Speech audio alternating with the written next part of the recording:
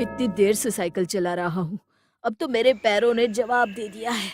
एक काम करता हूँ, थोड़ी देर उस बड़े पेड़ के नीचे बैठकर आराम कर लेता हूँ। फिर दीपक एक बड़े से पेड़ के नीचे बैठकर आराम करने लगता है। देखते ही देखते उसकी आंख लग जाती है। तभी अचानक जोरदार आवाज से उसकी आंखें खुल जाती है और वो देखता है कि एक भयानक सी दिखने वाली चुड़ैल उसकी साइकिल लेकर भाग रही है। अरे मर गया! अरे ये चुड़ैल तो मेरी साइकिल लेकर भाग रही है। अरे कोई तो मेरी साइकिल बचाओ!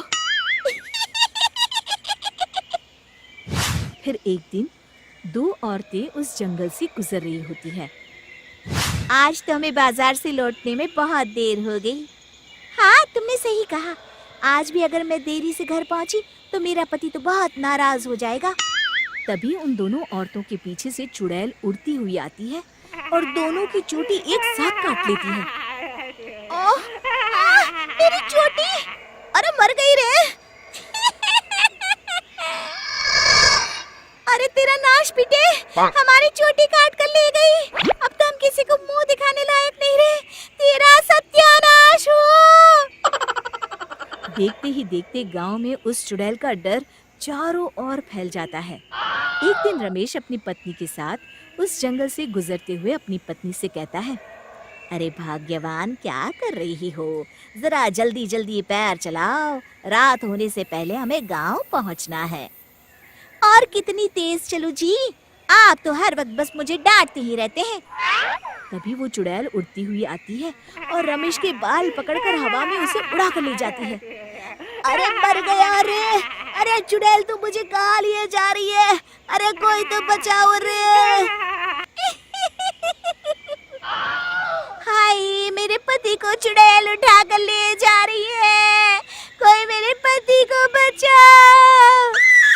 चुड़ैल की रोज रोज की इन हरकतों से तंग आकर एक दिन सभी गांव वाले इस समस्या से छुटकारा पाने के लिए मुखिया जी के घर पहुंचते हैं। अरे मुखिया जी, बाहर आइए! तभी मुखिया घर से बाहर आते हैं। अरे क्या बात है भाइयों, आप सभी गांव वाले यहाँ एक साथ क्यों आए हैं?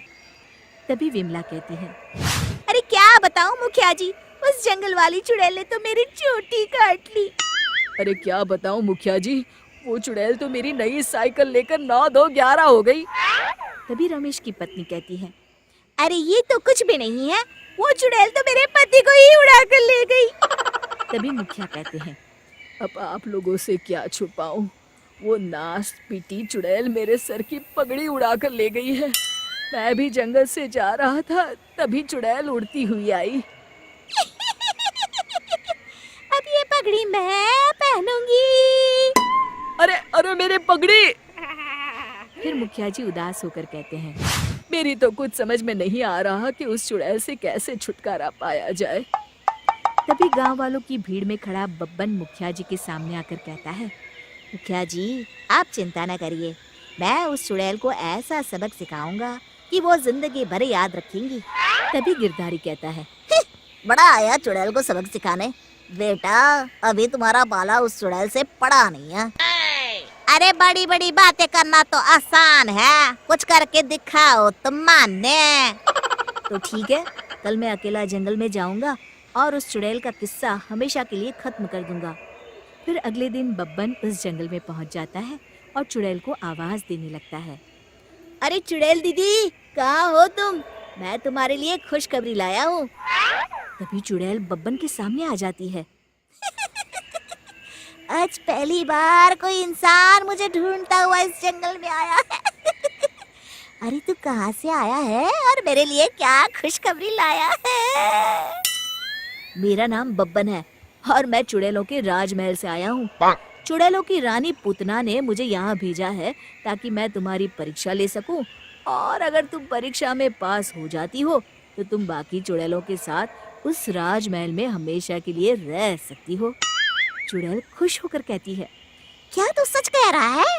मुझे चुड़ैलों के राजमहल में रहने का मौका मिलेगा? अरे अगर ऐसा हो गया तो मजा आ जाएगा। वैसे भी मैं इस जंगल से तंग आ चुकी हूँ। हाँ हाँ, तुम्हें राजमहल में रहने का मौका मिलेगा। चलो पहले मेरे कुछ सवालों का जवाब दो। सबसे पहले ये बताओ कि तुम्हारे अंदर क्या क्या शक्तियाँ हैं और तुम उनसे क्या क्या कर सकती हो? मैं गायब हो सकती हूँ, बड़े बड़े हाथियों को हवा में घुमाकर फेंक सकती हूँ, और इतना ही नहीं, मैं किसी का भी रूप धारण कर सकती हूँ। ये सारी खूबियां तो सभी चुड़ैल में होती है। कुछ और बताओ, जैसे कि क्या तुम अपने शरीर का आकार घटा बढ़ा सकती हो? इसमें कौन सी बड़ी बात है? अगर मैं चाहूँ तो अपने शरीर को एक छोटी सी चींटी के जितना छोटा बना सकती हूँ, और अगर मैं चाह लूँ तो इस बड़े से पेड़ से भी बड़ी बन सकती हूँ। मुझे तुम्हारी बातों पर विश्वास नहीं है। आंखों से देख लूंगा तभी मानूंगा। फिर बब्बन एक कांच की बोतल नीचे जमीन पर रख देता है और उस चुड़ैल से कहता है, चलो ठीक है, अगर तुम इस बोतल के अंदर समा गई तो मैं मान जाऊंगा कि तुम बाकी चुड़ैलों से ज्यादा ताकतवर और गुनी हो।